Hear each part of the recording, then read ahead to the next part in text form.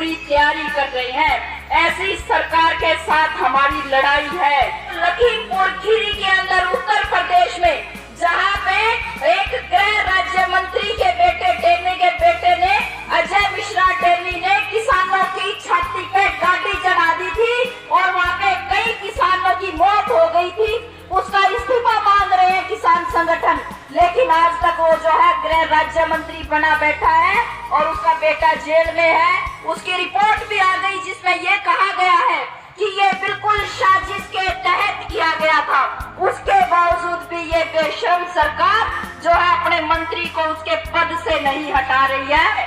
हरियाणा की बहनों ने सिखा दिया तमाम को, और हरियाणा और पंजाब के किसानों ने सिखा दिया पूरी दुनिया को और पूरे देश को कि लड़ाई कैसे होती है। तो नीम का अपन ने गाड़ दी, नीम को आंगनबाड़ी वर्कर, हेल्पर ने और आशा वर्करों ने गाड़ दी, बता दी न्यू आंकड़ा आंदोलन, और ऊपर किसान आंदोलन ने और पंजाब के किसानों को और भी बड़ा धन्यवाद कि उन्होंने बता दिया कि डट के क्यों कर लड़ा जाया करे और क्यों कर छाती पर बैठ के अपने हाथाधिकार लिए जाते हैं। तो रास्ता तो अब हमें पता चल गया और अब इनको आप छोटा कोनी जो पिछले 43 दिन से हड़ताल पे बैठी हैं और वो कोई भी नई मांग सरकार से नहीं कर रही है, केवल और केवल ये कह रही है कि ये बेशरम सरकार जो तूने खुद ही कहा था वो दे दे, हमें और कुछ भी नहीं चाहिए। उससे अलग वो कुछ भी नहीं कह रही। हमारी मिड डे मील की बहनें जिनको 6-6 महीने से वेतन नहीं मिला है, ग्रामीण सफाई कर्मचारी आपने देखे होंगे कि कितनी लंबी लंबी हड़तालें उन्होंने की है, प्रदर्शन किए हैं, उनको सफाई के औजार तक सरकार नहीं दे रही है। गांव के चौकीदार जिनकी खुद रैली बुला के, खुद मीटिंगें करके, खुद मुख्यमंत्री जो है मनोहर लाल खट्टर जी खुद घोषणा करते हैं, फिर उसको लागू नहीं करते हैं। हमने आशाओं के आंदोलन देखे हैं महीनों के कि किस तरीके से सरकार एक बार हाँ भरती है, फिर नाटती है, फिर और जोर पड़ता है तो फिर मान लेती है, थोड़ा सा मौका मिलता है फिर नाट जाती है। ऐसा ये खेल चल रहा है। हमने ऐसा ही किसानों के बारे में भी देखा। किसानों का आंदोलन जिसको हम ये कह रहे हैं अपनी इस दुनिया का सबसे लंबा आंदोलन, सबसे जो है मजबूत आंदोलन था, और उस आंदोलन के बाद पूरे 1 साल के आंदोलन के बाद जो सरकार ने कहा था कि मैं जो है ठीक है ये तीनों कानून वापस लेते हूँ, मोदी ने कहा था, घोषणा की थी, और आपकी कमेटी बना दूंगा जिसमें न्यूनतम समर्थन मूल्य के बारे में चर्चा करूंगा और जितने केस किसानों पे हमने कर रखे हैं सारे वापस लेंगे। लेकिन झूठे हैं, हद के झूठे हैं, के मुकरने वाले हैं और के मुकर गए। वो संसद से कानून तो उल्टे हो गए क्योंकि किसान उठे ही नहीं, मानने नहीं, यकीन नहीं किया उनकी बात पे कि भाई हम कानून उल्टे ले लेंगे। बोले पहले इन्हें संसद में पास करो कि कानून उल्टे ले लिए, जब जावांगे तो वो किसान भेजने थे घर, इसलिए वो कानून वापसी का वो संसद में फैसला हो गया। लेकिन न्यूनतम समर्थन मूल्य पे और जो किसानों पे जो मुकदमे दर्ज हुए थे उनके बारे में, और वो लखीमपुर खीरी के अंदर उत्तर प्रदेश में जहां पे एक गृह राज्य मंत्री के बेटे ने अजय मिश्रा टेली ने किसानों की छाती पे गाड़ी चढ़ा दी थी और वहां पे कई किसानों की मौत हो गई थी। उसका इस्तीफा मांग रहे हैं किसान संगठन, लेकिन आज तक वो जो है गृह राज्य मंत्री बना बैठा है और उसका बेटा जेल में है। उसकी रिपोर्ट भी आ गई जिसमें ये कहा गया है कि ये बिल्कुल साजिश के तहत किया गया था। उसके बावजूद भी ये बेशर्म सरकार जो है अपने मंत्री को उसके पद से नहीं हटा रही है। तो बहनों, अपनी लड़ाई भाइयों, अपनी लड़ाई ऐसी एक सरकार के साथ है जिसका नीचे गिरने का कोई लेवल नहीं है। वो कितने नीचे तक गिर सकते हैं, उनका झूठ बोलने का कोई लेवल नहीं है कि वो कितनी झूठ बोल सकते हैं, उनका गद्दारी का कोई लेवल नहीं है कि वो जनता के पीठ में कैसे कैसे छुरे घोंप सकते हैं, कोई आधार नहीं है। और सब क्या पे कब्जा करे बैठे हैं, मीडिया पे कब्जा कर रखा, हमारी तमाम जितने भी संस्थाएं हैं सब पे कब्जा कर रखा और सबको अडानी अंबानी के हाथ में देने की जो है दे चुके हैं। कुछ थोड़ा बहुत बच रहा है, उसकी पूरी तैयारी कर रहे हैं। ऐसी सरकार के साथ हमारी लड़ाई है। लेकिन हम भी कह रहे हैं कि सरकार, आप अपने आप से सरकार नहीं हो, हमने आपको बटन दबा के सरकार बनाया है, तब आप वहां पे जाके बैठे हो। हम आपको बढ़ा सकते हैं तो हम आपको गिरा भी सकते हैं। ये ताकत हमारे अंदर है और यही मजबूरी है उनकी, और उनको कोई मतलब को नहीं। आंगनबाड़ी के सेंटर 43 दिन से बंद है, छोटे छोटे बच्चों को राशन नहीं मिल रहा, विभाग के और तमाम काम रुके हुए हैं। आंगनबाड़ी वर्कर जो है, तमाम जो भी स्कीमें हैं, सरकार की योजनाएं हैं, उनका जितना डाटा तैयार होता है वो सारा डाटा तैयार करके सरकार को देते हैं।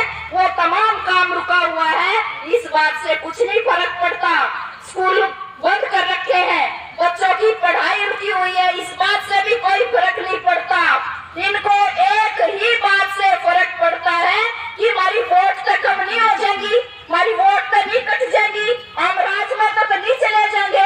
केवल इतनी बात से इनको डर लगता है, इससे अलग और किसी बात से डर नहीं लगता। और जब हम बैठे हैं धरने पे, प्रदर्शन पे, उनको लगता है कि इससे हमारी वोट खराब होंगी, इसलिए वो हमसे बात करते हैं, इसीलिए वो मांग मानने को मजबूर होते हैं। और आज इस धरने के माध्यम से मैं कहना चाहती हूँ कि सरकार कितने तक बाजरियों छोटा खोले और अपना हक लेके रहेंगे।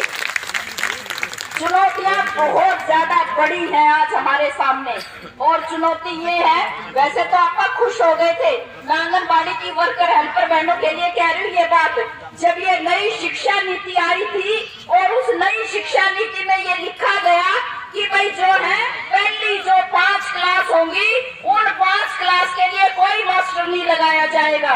वो कौन सी थी 5 क्लास है? नर्सरी, एलकेजी, यूकेजी, पहली, दूसरी, 5 क्लास के लिए कोई मास्टर नहीं लगाया जाएगा। फिर बच्चे कैसे पढ़ेंगे स्कूल में? तो कहा कि आंगनबाड़ी की वर्कर और एनजीओ पढ़ा देंगे। तो हमारी बहुत सारी बहनें खुश हो गई थी इस बात से कि हमारा नंबर आ गया था, मास्टर नहीं बनाएंगे। और हमारी हेल्पर उसके साथ न्यू खुश हो गई थी, जब हमारी वर्कर मास्टर नहीं बन जाएगी तो कुछ तो हम भी बनते ही होंगे, हमारा भी कितना नंबर आएगा, तो हम खुश हो गए थे। लेकिन ये कोई जो है, हमें मास्टर नहीं बनाने की कोई योजना नहीं है। असल में जो हमारे बच्चे जेबीटी किए हुए बैठे हैं, जो हमारी वर्कर बहनें हैं जिन्होंने जेबीटी कर रखी है, बीएड कर रखी है, एमएड कर रखी है, और वो अपनी डिग्री ले लेके बैठी है, वो पोस्ट निकालनी पड़ती सरकार को, और उन पोस्ट में जब हम फॉर्म भरते को हमारा नंबर आता, हम वास्तव में टीचर बनते, उस पर काटा मारा है सरकार ने, और इससे पैसे में खाता और नई बेकार करवाने की तैयारी करी है, इसमें और कुछ नहीं है। और दूसरी तरफ जो है ये एनजीओ वाले क्या पढ़ा देंगे, हमारी आंगनबाड़ी की वर्कर को फिर भी पढ़ा देंगी। 46 साल हो गए उनको एक योजना चलाते हुए, खेल खेल में छोटे बच्चों को शिक्षा देते हुए। छोटे बच्चों को कैसे हैंडल करेंगे हमें तो पता है, बाकी ये किसे एनजीओ ने पकड़ कर ला रहे, वो एनजीओ वाले कौन सा पढ़ा देंगे। असल में हमारी जो शिक्षा है, जो स्कूली शिक्षा, उसका गड्ढा गोड़ करने की योजना सरकार ने बनाई है कि बच्चे पहले से ही अनपढ़ रह जाएं और कल को कोई यही ना कहे कि हमें रोजगार दे दो, ताकि सरकार खुद कह दे यानी तो कोई नौकरी करने जोगा है ही नहीं, सबने दिहाड़ी मजदूरी करनी पड़ेगी, और बचनी दिहाड़ी मजदूरी भी नहीं है। कोई किसी तरीके का गुजारे का कोई साधन जो है छोड़ नहीं रही है सरकार। जब सब कुछ बेच रहे हैं वो, तो बचेगा क्या? बेच दिया जितना भी, आप ये अंदाजा लगा लो क्या क्या आपकी नजर में सरकार ये सब जा चुका है। अभी अभी एक नई योजना लेके आई है सरकार, जिसका नाम है राष्ट्रीय मोद्रीकरण पाइपलाइन। पाइपलाइन तो समझ गया, पाइप बिछा दे आप, जैसे अपने पानी की पाइप होती है, किसी में तो घर ही पानी आया करे। मोद्रीकरण का मतलब है पैसा, मुद्रा पैसा, मोद्रीकरण मतलब पैसा लेके आना। राष्ट्रीय योजना बनाई है यह कि वो पाइपलाइन से पैसा लेके आएंगे अर्थव्यवस्था में। कैसे लेके आएंगे?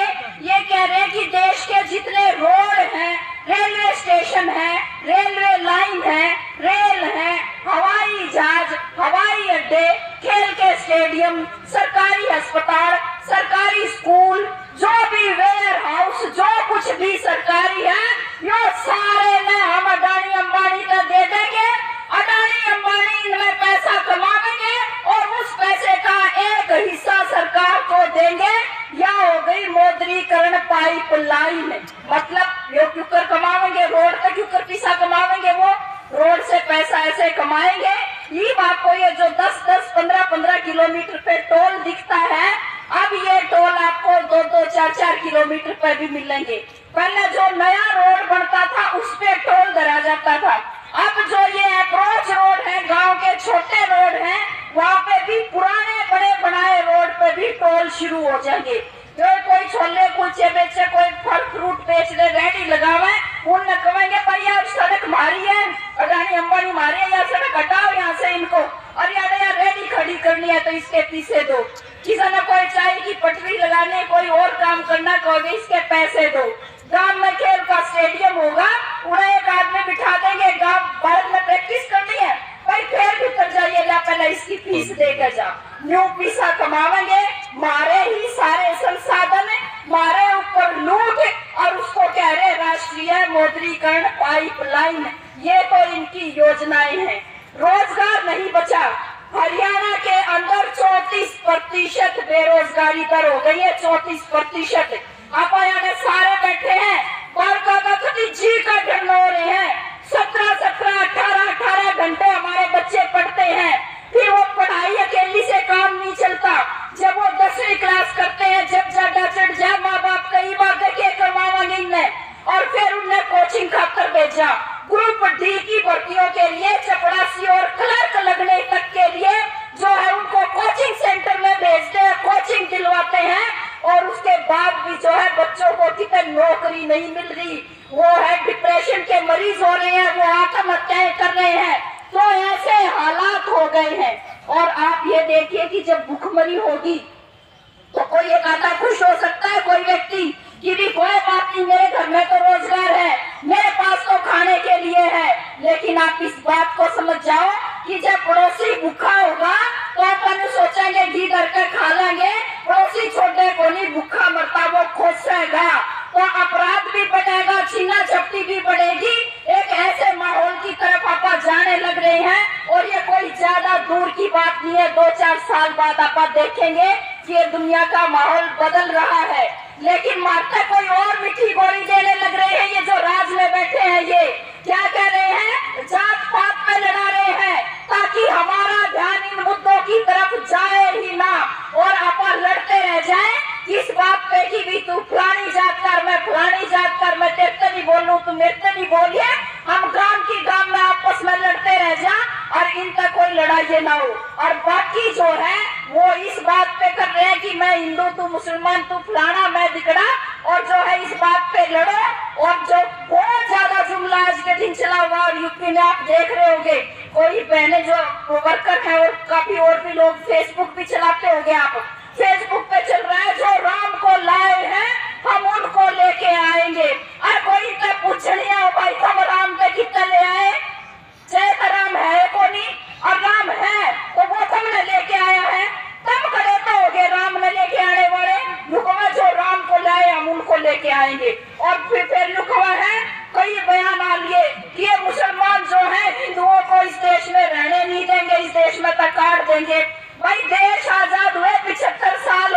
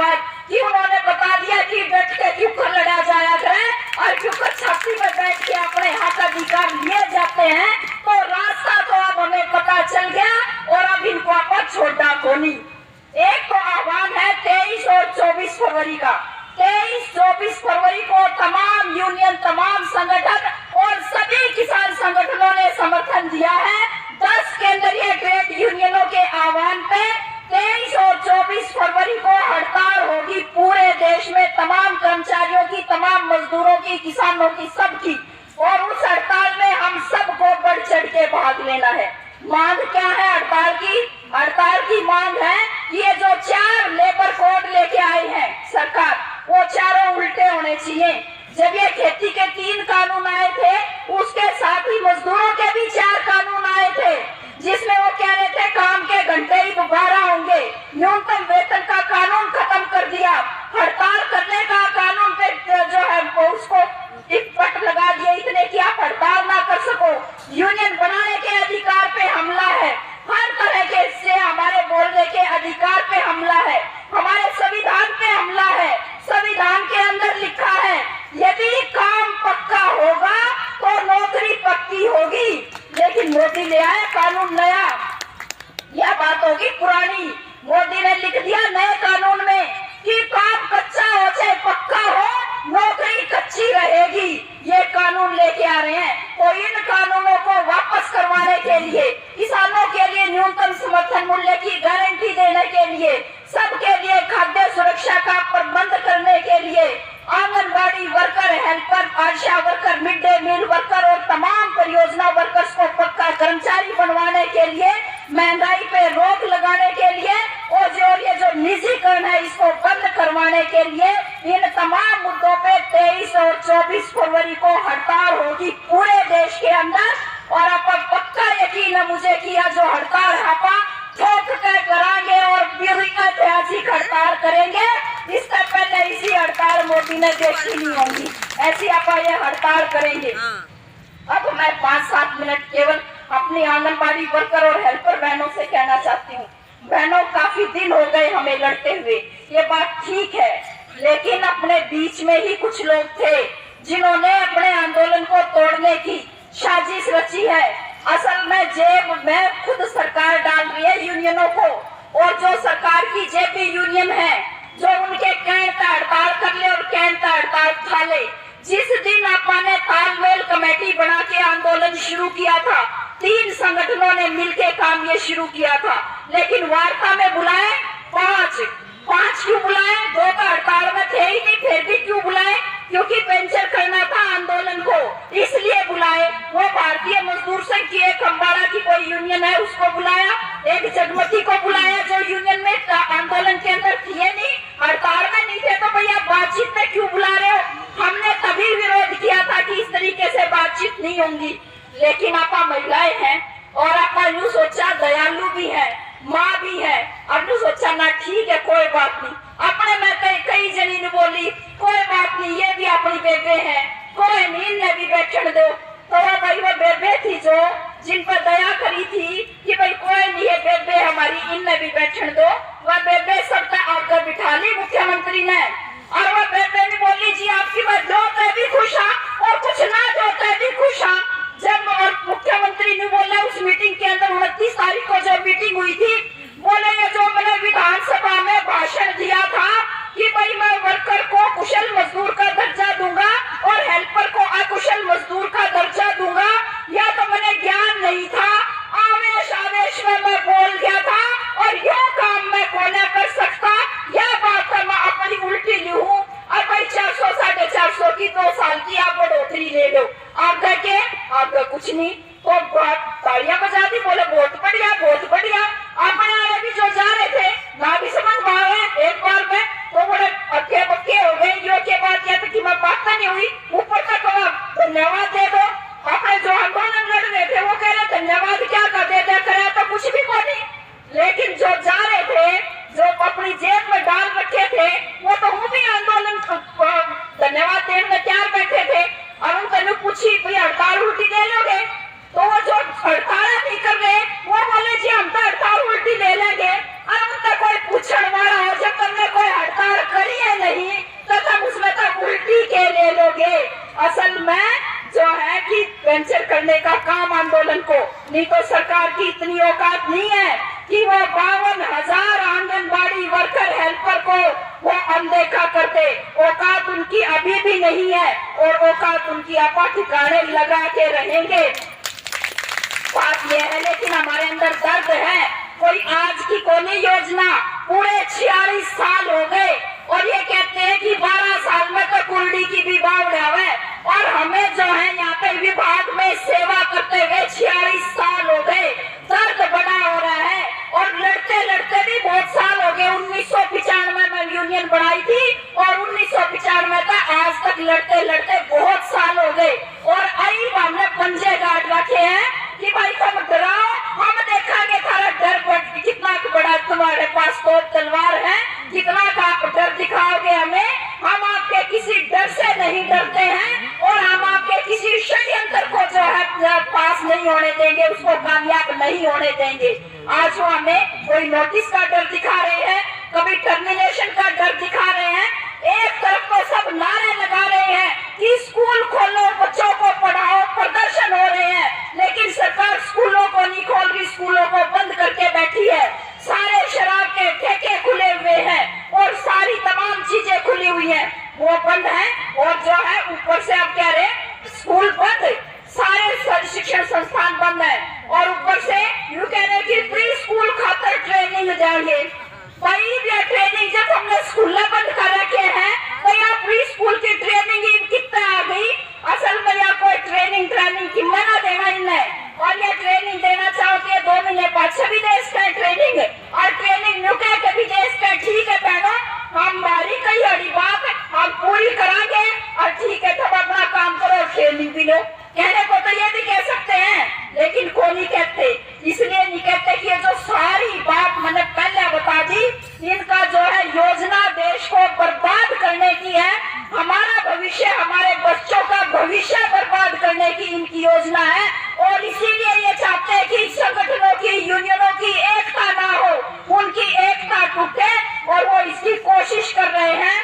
आपा भी कोशिश कर रहे हैं कि जितनी एकता है या एकता बड़ी हो और ये आपा करके दिखा रहे हैं। कई जिलों में जो अपनी CITU की यूनियन के साथ नहीं थी बहने, टूट टूट के दूसरी यूनियनों से अपनी यूनियन के अंदर आने लग रही है बहने।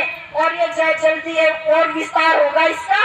और जो बहने आज किसी तरह से, किसी भ्रम की वजह से, सरकार की जो है भ्रमित करने की या डराने की वजह से, और उनके जिनके वो नेता थे वो नेता घर पे बैठ गए इस डर में कि हमारा कोई सामने नेता नहीं रहा, तो हम क्या करेंगे। वो जो बैठे हैं इस डर में, उन सारी बहनों को अपन लेके आवांगे। ये योजना बनाई है। अब जो है इस सरकार के घुटने टिका के दम लेंगे, उसका पहले दम को नहीं लेते हैं। CITU ने मीटिंग करी है अपनी और मीटिंग में योजना बनाई है कि अपनी और भी बहुत यूनियनें हैं और वो तमाम यूनियनें आंगनबाड़ी वर्कर, हेल्पर के समर्थन में उतरेंगी।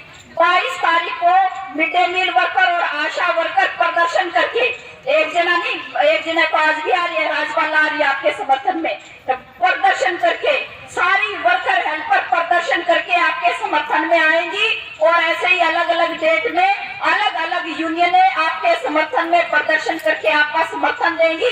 न केवल आपको समर्थन देंगी, DC को ज्ञापन सौंपेंगी कि आंगनबाड़ी वर्कर हेल्पर की मांग जो है उनको पूरा करो। इस बात के लिए ये पूरा अभियान चलाएंगे। और किसानों ने भी कहा है आपको, उन्होंने भी कि हमारा समर्थन है। और समर्थन एक तो होता है कि भी हम मुद्दे से सहमत है, ठीक बात है, आप जो कह रहे हैं वो ठीक है।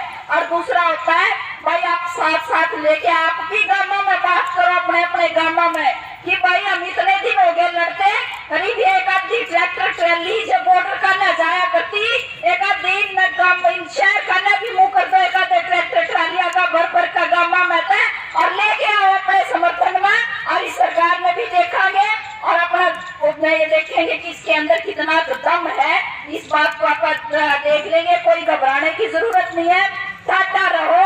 और लड़ाई तो बस डर की है, जो बंदर घुड़की नहीं गाला करे तो बंदर घुड़की गाल है, जब वो बंदर डर जा तो वो भाग जाएगा, और जब हम डर जा तो हम भाग जाएंगे। तो यह डराड़ की लड़ाई चल रही है, यह घुड़की है बंदर वाली। इस बंदर वाली घुड़की तो आपा डर के तो आपा पाछा हो जाएंगे और सरकार डर की तो सरकार पाछा हो जाएगी। जब अपने में फालतू है तो आपा सरकार में पीछे कराएंगे और अपनी मांग मनवा के रहेंगे। तो इसी अपील के साथ कि अपना जो आने वाली फरवरी में अपनी हड़ताल है उसको सफल बनाओ। और बहनों और भाइयों, सारे गांव में बात करो, सारे आप गांव में बैठे हो, आंगनबाड़ी वर्कर हेल्पर भी, आशा वर्कर वर्कर भी, मिड डे मील वर्कर भी, चौकीदार भी, सफाई कर्मचारी भी, निर्माण मजदूर भी, तमाम कर्मचारी सब गांव में बैठे हैं। अपन लिवेनी बेराम सिट्टू के एक गांव में कितने मेंबर हाँ जब ढूंढने लगा उसके 100 पावा। तो आप इकट्ठे हो जाओ गांव में, अपनी तालमेल कमेटी बनाओ, गांव में उसका एक कन्वीनर बनाओ और फिर उस तालमेल कमेटी ने और बड़ा कर लो, किसानों को भी साथ में मिला लो, फिर वो हो जाएगी किसान मजदूर की तालमेल कमेटी। और जब वो तालमेल कमेटी बना के आप चल लेंगे, किससे की औकात को नहीं समझा पा, सीधे करते चलेंगे और मुझे पक्का यकीन है कि ये काम आप कर लेंगे और जीत के ही दम लेंगे। इसी बात के साथ मैं अपनी बात खत्म करती हूँ। धन्यवाद।